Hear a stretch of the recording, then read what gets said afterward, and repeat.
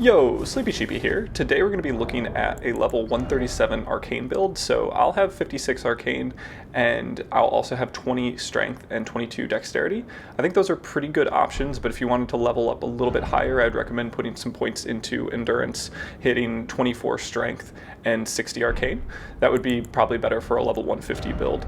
You can also further boost your levels just a little bit, either with the Albinuric Mask, which does reduce the amount of HP you get from your flask, so that's something to be aware of.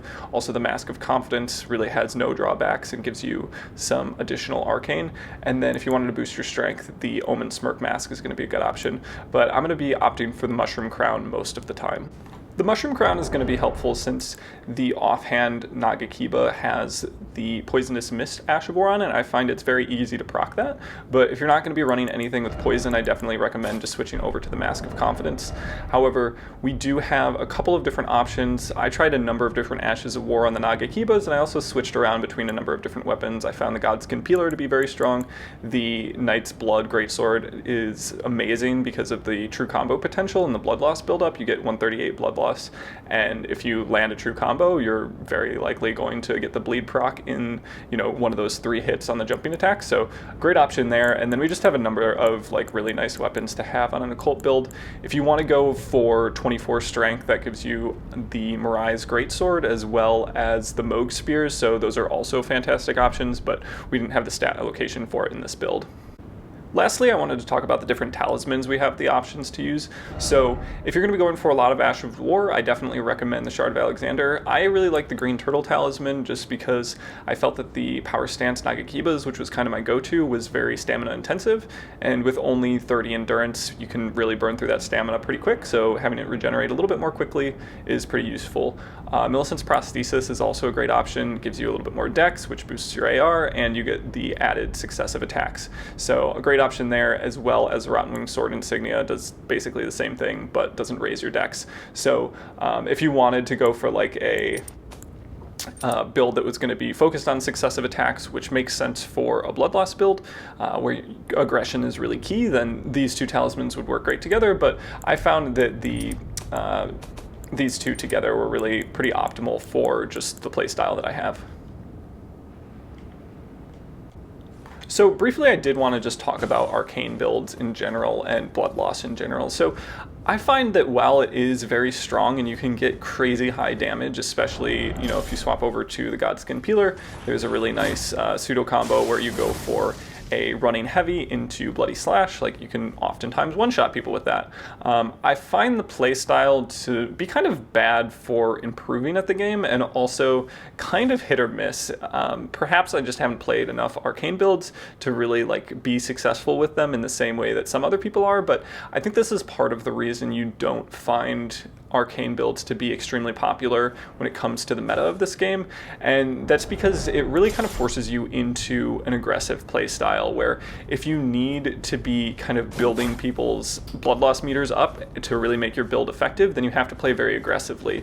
And when you're playing very aggressively, you're often playing a little bit more risky and you can get punished by good players. So I think it's important to understand that while Arcane builds are really strong and if you're facing them in a gank, it's really brutal because you can get one shot fairly easily.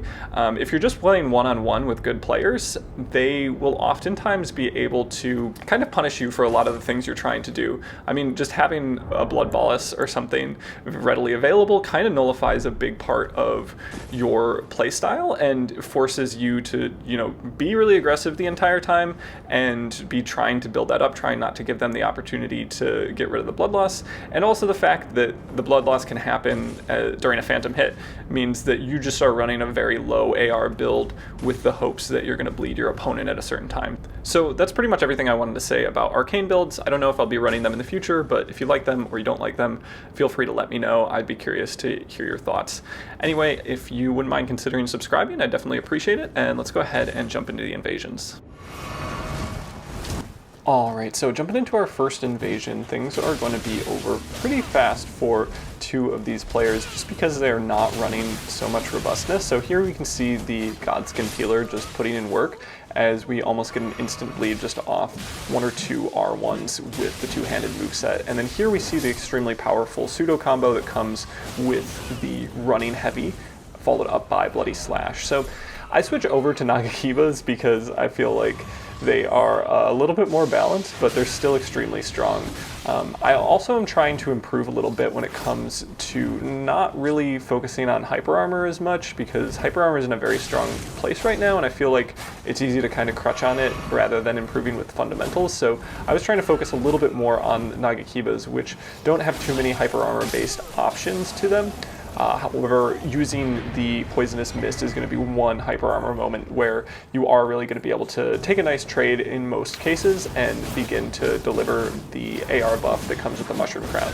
So moving on to this next one, we can see this one player is kind of getting stuck in between these two walls, and they're not getting any help from their fellow players. So I'm able to bleed them fairly quickly. Again, this is the type of build where if you keep getting hits in, regardless of if they connect, as long as they connect for the blood loss hit, you're going to be doing quite a bit of damage. So phantom hits are very helpful most of the time.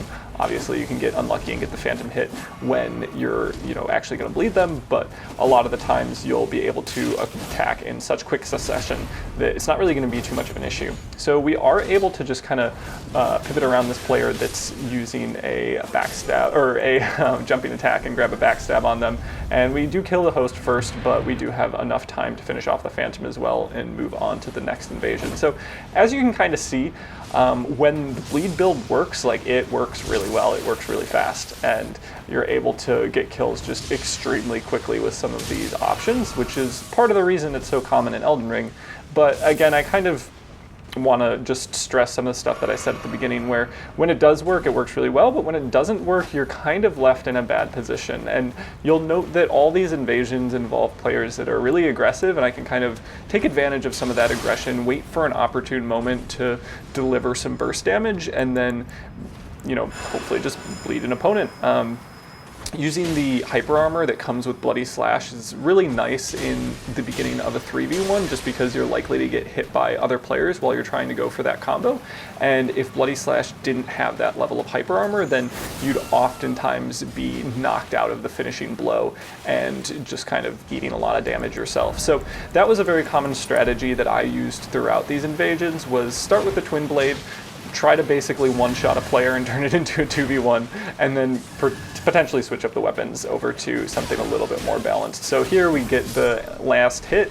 We manage to, hyper armor through the attack from the other phantom and get off Bloody Slash, and then come out with a victory against that first player that, kind of just ate the running attack from the Twin Blade. So we switch back over to Nagakiba. We have a plan to use Poisonous Mist, and even if they heal the poison, we still get the AR buff. So that's kind of the nice thing about the Mushroom Crown, and why you see me use it so often is it's kind of twofold. You have the benefit of these players taking just kind of tick damage if they stay poisoned, and if they don't, you still have the benefit of the AR buff for a little while. So I'm very partial to the Mushroom Crown, and it makes a lot of sense on a build like an Arcane build where the poison is going to scale with the Arcane. So we are able to finally take care of the other phantom here.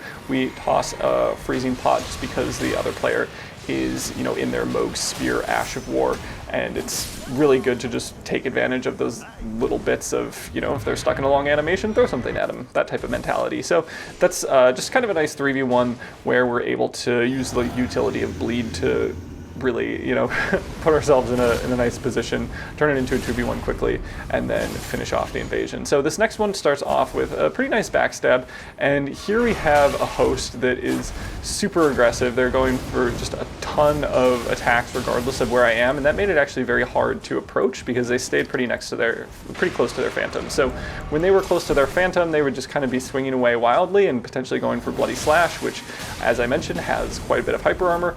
So it was very hard to kind of focus on the phantom here, and especially in a 2v1, I'd like to kill the phantom before I kill the host.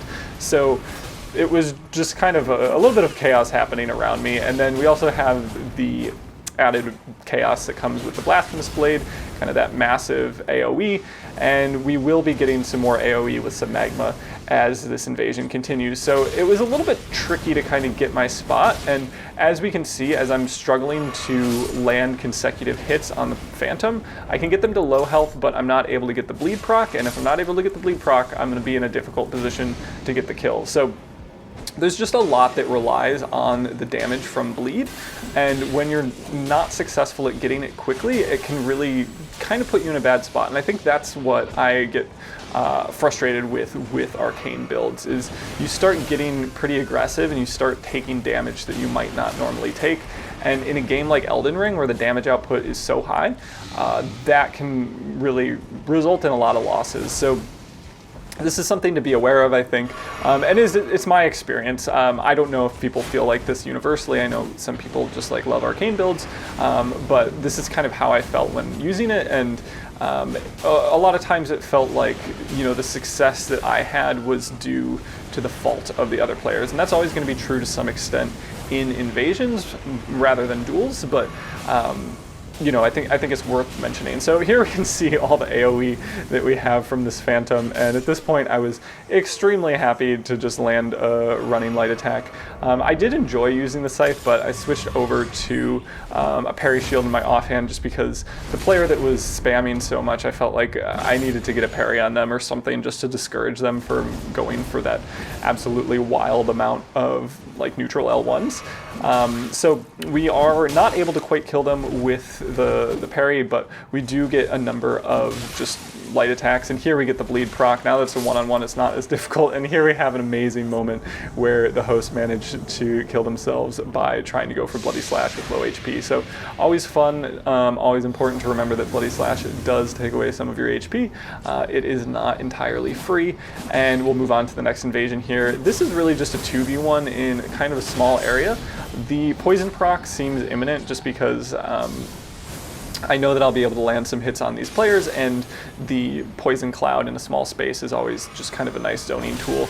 We're able to land a freezing prot on these players, so it's nice to get them frostbit and just kind of improve some of that AR that's a little bit diminished by the fact that you don't have amazing scaling with your weapons.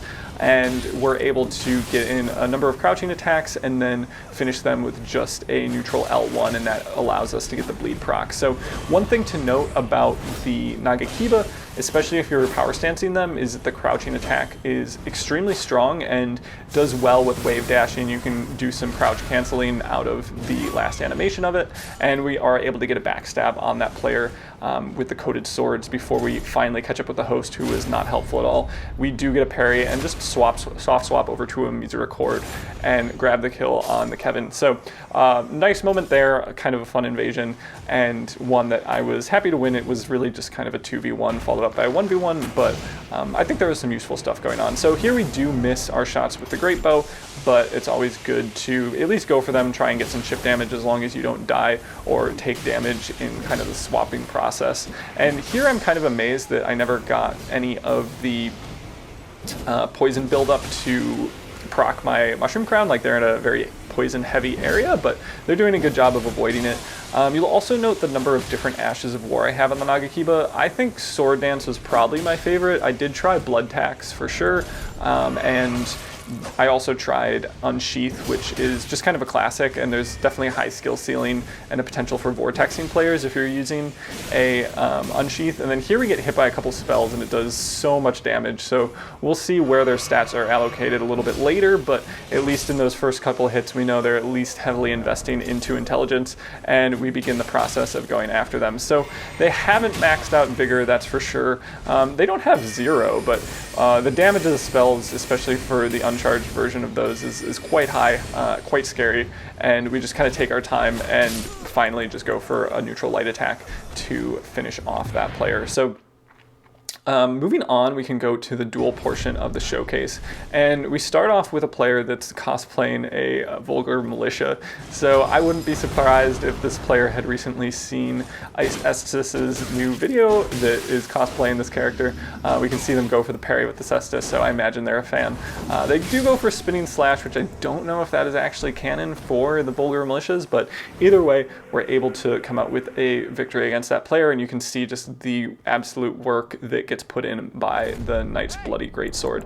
So next up we have a player running the Rusted Anchor. They go for an immediate Black Flame protection, which I'm not a huge fan of in the arena. Think it's a little bit overpowered. One thing I should mention when I bring up overpoweredness and Ashes of War for the nagakiba, Spinning Slash is extremely strong right now, maybe a little bit too strong, which is why I didn't use it.